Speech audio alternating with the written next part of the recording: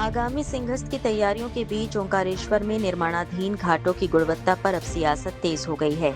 जिला कांग्रेस अध्यक्ष उत्तम पाल सिंह ने कांग्रेस पार्षदों और कार्यकर्ताओं के साथ घाटों का निरीक्षण कर निर्माण कार्य की गुणवत्ता पर गंभीर सवाल खड़े किए।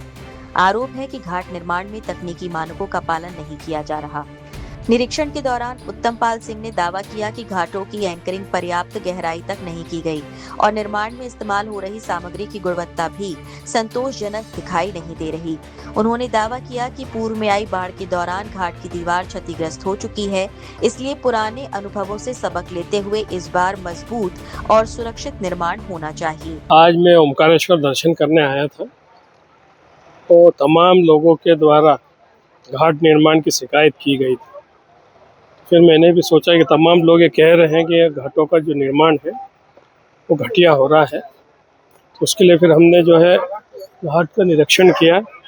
साथ में हमारे दोनों पार्षद और साथी लोग हैं और ये पाया है कि घाट में जो एंकरिंग कर रहे हैं वो एंकरिंग की जो गहराई है, डेप्थ है, वो बहुत कम है और भविष्य में जब बाढ़ की स्थिति बनेगी तो जो एक कम एंकरिंग के कारण इसको खड़ने का खतरा रहेगा। साथ में जो मटेरियल यूज़ हो रहा है उसकी गुणवत्ता भी ठीक नहीं है।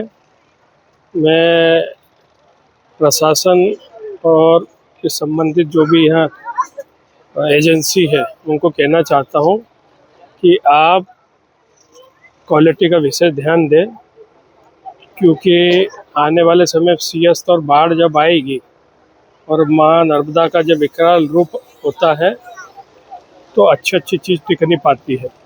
पूर्व में भी यहाँ दीवार थी, वो भी फ्लड में टूट गई। तो वर्तमान में जो घाट निर्माण हो रहा है और उसमें जो गुणवत्ताहीन काम हो रहा है, तो भविष्य में जब फ्लड आएगा तो इसकी टिकने की संभावना भी कम रहेगी। इसलिए इसमें ध्यान देने की ज़रूरत है, क्योंकि ओंकारेश्वर एक बहुत बड़ा आस्था का केंद्र है और यहाँ पे अगर कुछ ऐसी चीज़ होती है तो लोगों को इसमें आघात होता है।